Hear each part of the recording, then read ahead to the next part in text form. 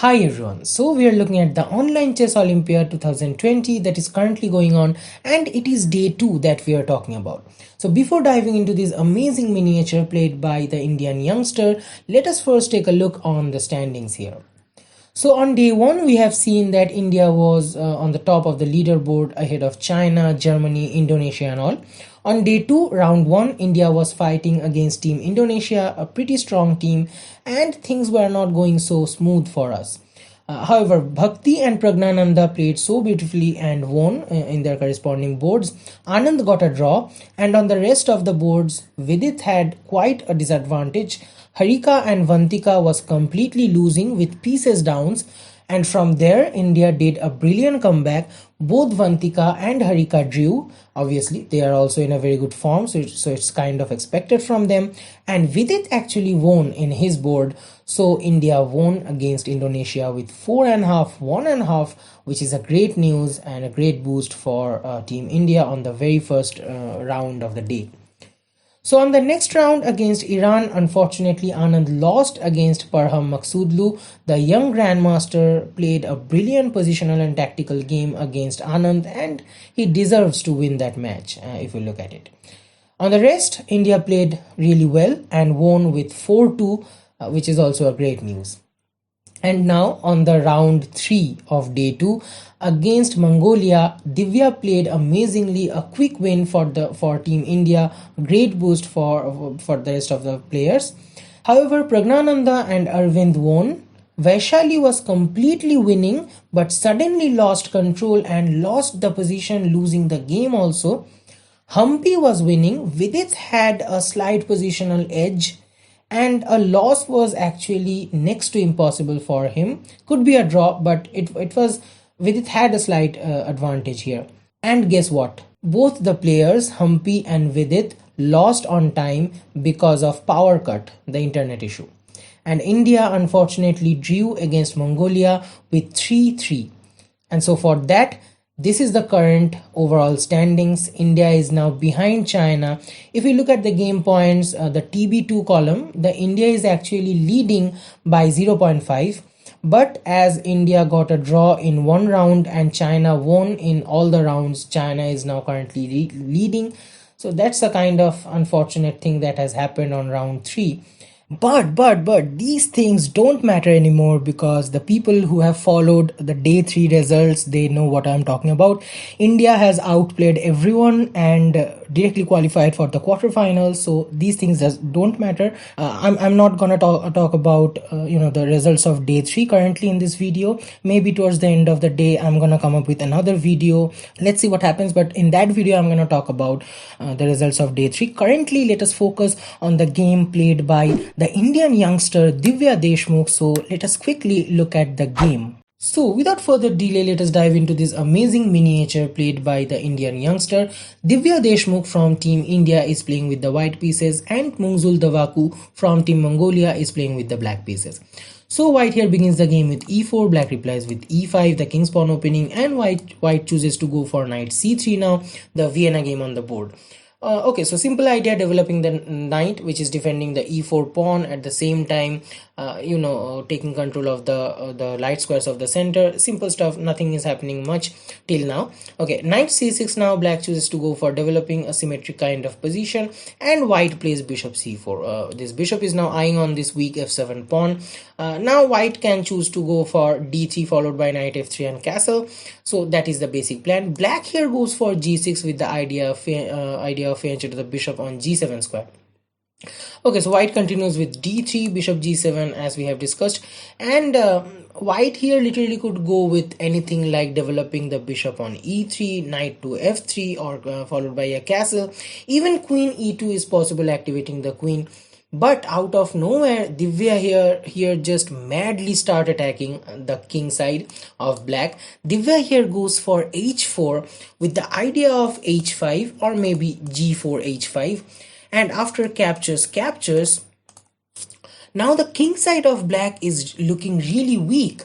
So that is the main idea. The bishop is eyeing on the f7 pawn, the queen is here, the bishop is gonna jump on g5, knight is gonna come on f3 and g5, and the king side is looking really weak here. The idea is simple. If black here goes for h5, preventing the h5 push by white, then the g5 square is becoming weak. Now this bishop is gonna jump on g5. Also, knight f3 followed by g5 is possible. So this square is gonna be an outpost for the white pieces, either bishop or knight. And this f pawn is also kind of weak for black here. If black chooses to push this pawn, then this bishop is eyeing on this diagonal, the a2 g8 diagonal, so that will actually prevent black from going for castle. So how to deal with that? Okay, so the right kind of situation is right kind of solution is after h4, black could simply go for h6, and if h5, then g5, closing the king side, and now this knight or this bishop cannot come forward.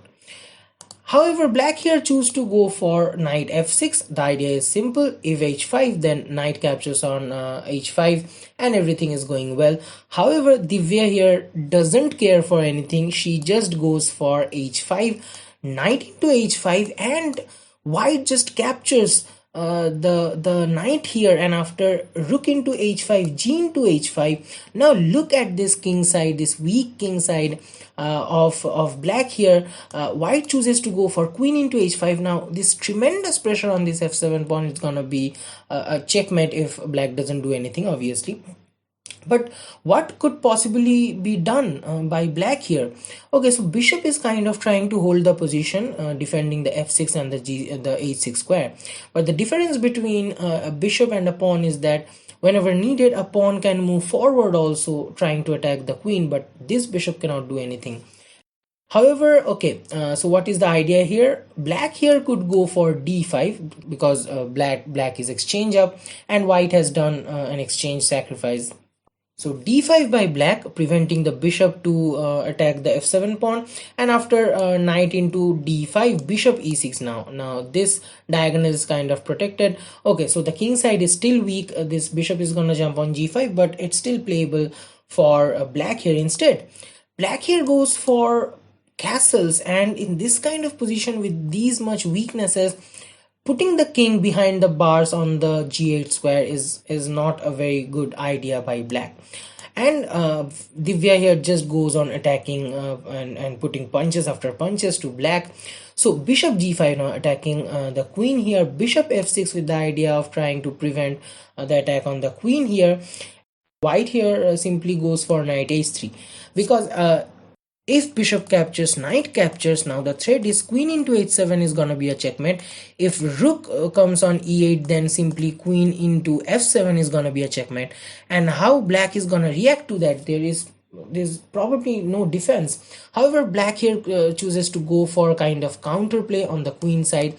So knight b4 now with the threat of knight into c2, forking the king and the rook, and trying to pick up the rook here.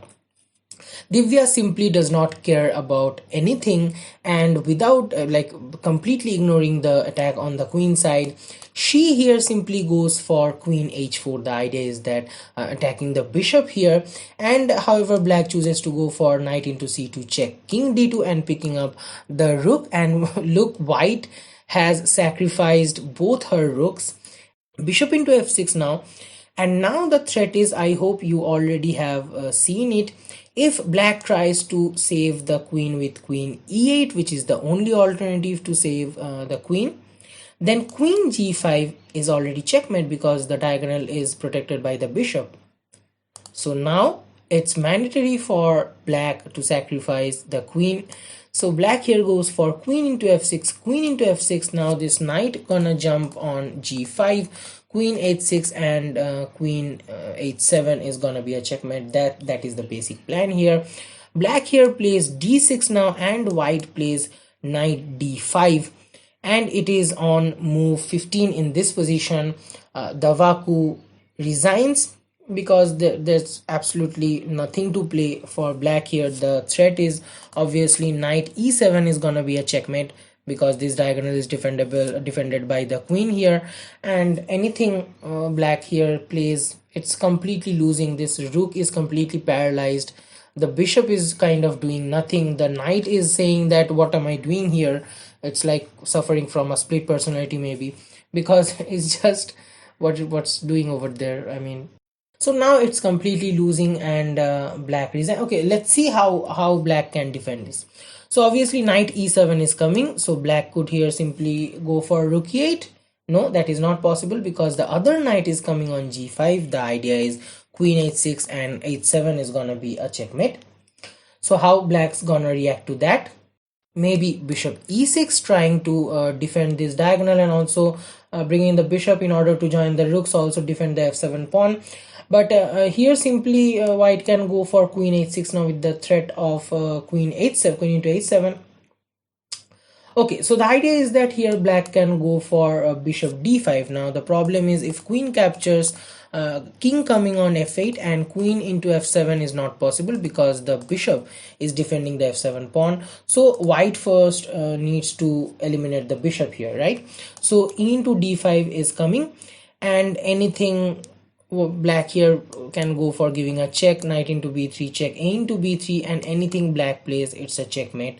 Obviously queen into h7 check, king f8, and queen into f7 is a checkmate. Also another line is there after knight d5, rook e8, and here a simple move could be queen g5 check. So now this king can go on f8 and h8. So let us look at king f8 first. So what is the possible solution for white to checkmate black? So queen h6 check, the only move is king g8, knight f6 check, the only move is king h8, and queen into h7 is gonna be a checkmate. And suppose after queen g5 check, we are looking at king h8 somehow, but that is also not possible because knight f6 is coming. The threat is obviously queen h6 and queen h7. And suppose black here goes for bishop a into h3, trying to join the rooks. Okay, so the idea is that white needs to vacate this f6 square so that this queen can come on f6. So let's see what happens after white vacating this f6 square. So simply knight into e8, rook into e8, and now queen f6 check. The only move is king g8 and queen into f7 check, king h8, and now queen f6 is checkmate because the bishop is controlling this diagonal, so the g8 square is protected by the bishop. So that is the basic idea here of white, and it is in this position. There is nothing for black to play. It's a mate in 5 or 6, I don't remember, I haven't counted. So that is the basic thing. This early win because of Divya actually gave a lot of boost to the Indian team, and because of that a lot of pressure has been released. Imagine a single mistake in any of the winning boards could be a disaster for Team India. However, with this we are coming to the end of the video. I am taking a leave. See you next time with some other exciting game of chess.